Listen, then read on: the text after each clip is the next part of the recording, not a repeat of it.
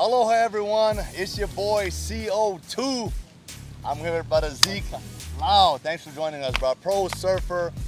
We over here at Magic Island, and before this sit down, before this interview, I actually had to jump in the water, over rocks, had to catch a couple waves and channel my inner Ezekiel Lau, who you guys should be watching The Ultimate Surfer right now, where this guy is the ultimate surfer. And so Zeke, with that, bro, thanks for joining us on the CO2 Rundown. How you doing, brother? Thank you guys for having me. I'm stoked.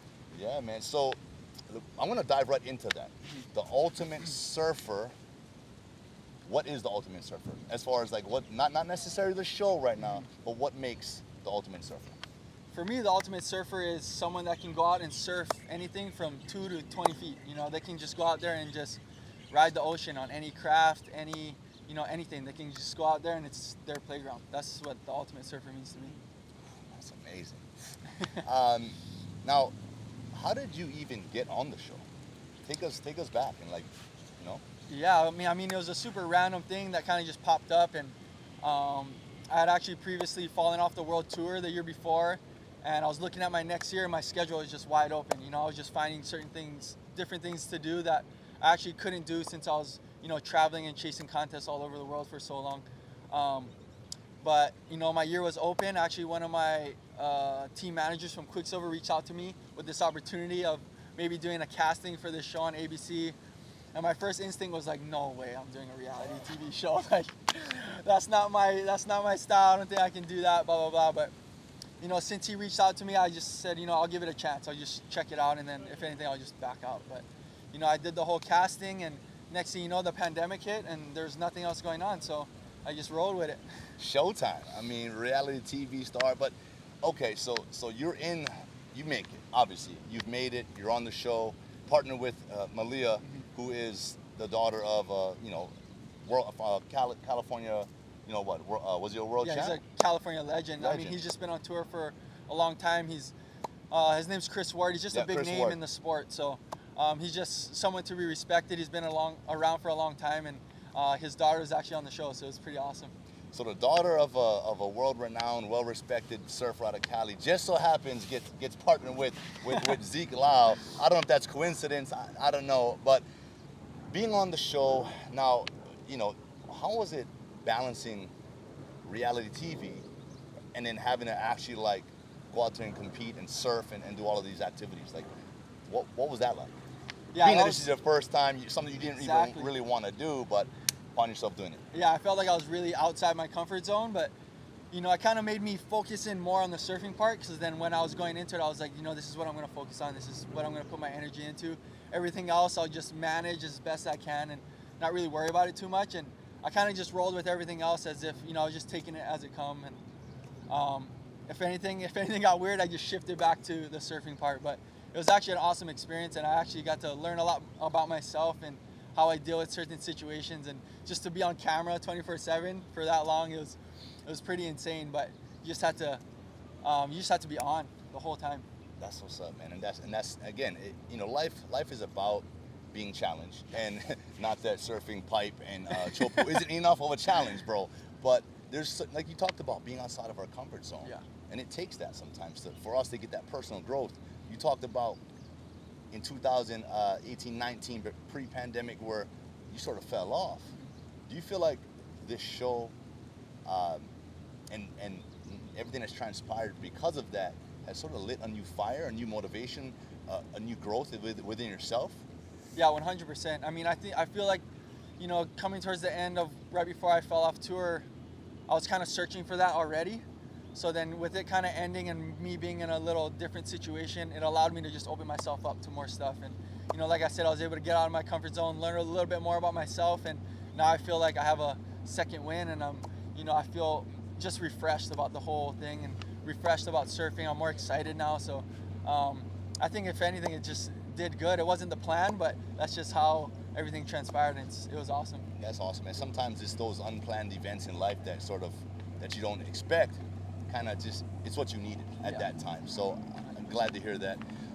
But word on the street is, bro, when you showed up, there was like a little bit of an intimidation factor. Like, you walked in the room, Zeke Lau, big Hawaiian surfer, this is the man out here. And I guess in sports, there is that intimidation factor. For me, yeah, football, basketball, you look at the size of people, just sort of kind of, you can win or lose that mental battle. How much does that come into play in the world of surfing? In the world of surfing, I feel like that doesn't happen as often. There's a few guys here and there that kind of have that presence, but surfing's more of just like there's a bunch of cruisers, you know, everyone just loves surfing and the feel, and it's like a rhythm thing, so you don't really need that intimidation factor. But for me, I grew up with like a land sport background. My whole family plays land sports. My dad's a football coach. Yep. So Former UH football player? yeah, so I kind of just grew up in that environment, you know, and I just kind of carried that into surfing. And then I look at, you know, guys like Sonny Garcia, you know, those guys were my role models and who I looked up to, and Sonny had that presence. So if anything, I'm just trying to, you know, carry the torch for him. That's what's up. Can you give us any insight of what's going on in this next couple episodes? We're a few episodes in, The Ultimate Surfer. Everyone wants to know, everyone's expecting you to, you know, become out of this thing victorious. Like, a couple episodes coming up Monday, Tuesday. Well, Monday, let's start with Monday. What can we expect? What's gonna, can you give us anything?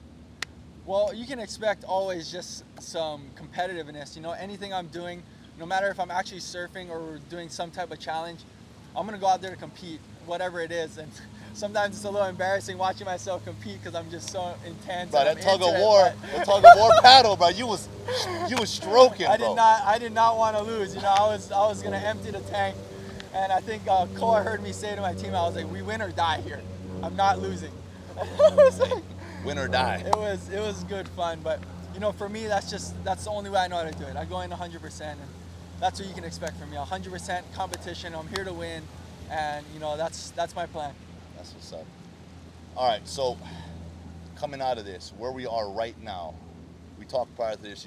You're getting ready to sort of gear up for contests again, and getting ready to qualify for the world tour, becoming a world champ. Is that top of mind right now? Yeah, for sure. You know, I'm in a rebuilding stage, but I feel like, you know, I had a little time to sit back and reflect on everything, and I was able to make some changes, and you know, I want to go for a world title. I mean, the first step is committing to it from the day you decide, like, that's what I'm going to do.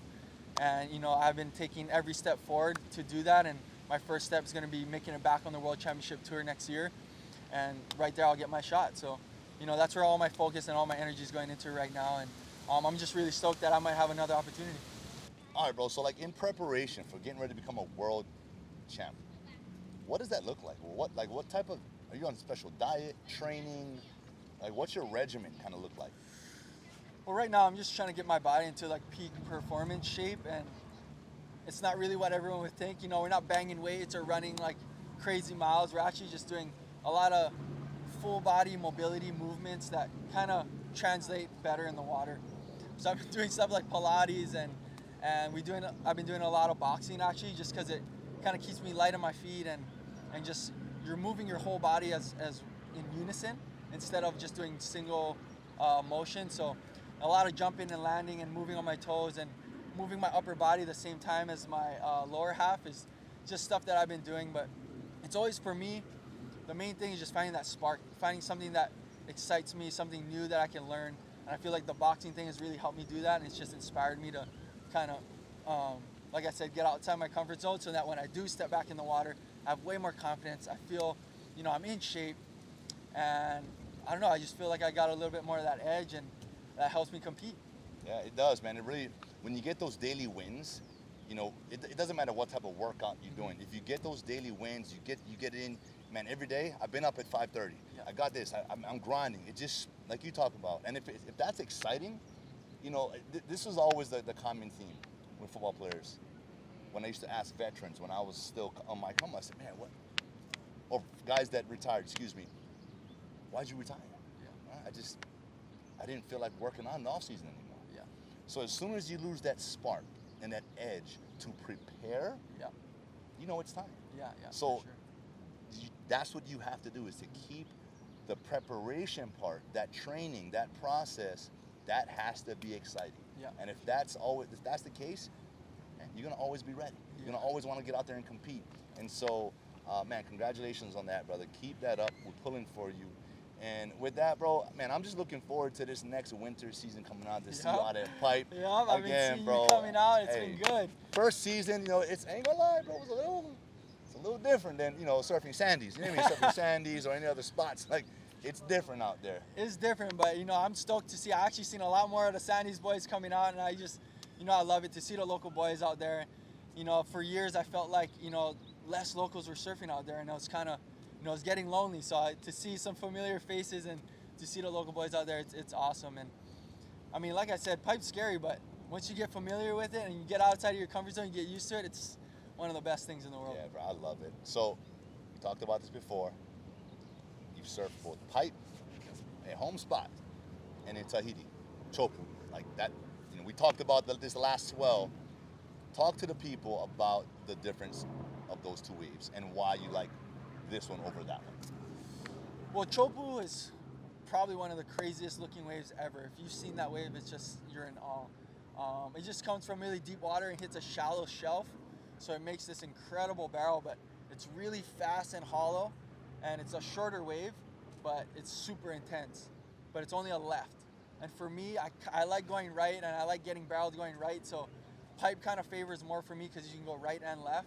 So you have more options, but I don't know, Pipe's at home, it feels comfortable. Maybe because I get more waves, I don't know.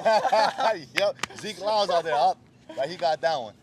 No, that's what's up, bro. Look, appreciate you, man, for coming on. I know you're busy. I know you're in that grind mode right now, and we can't wait to check out my video. Yeah, thank you guys. Appreciate it. Right on.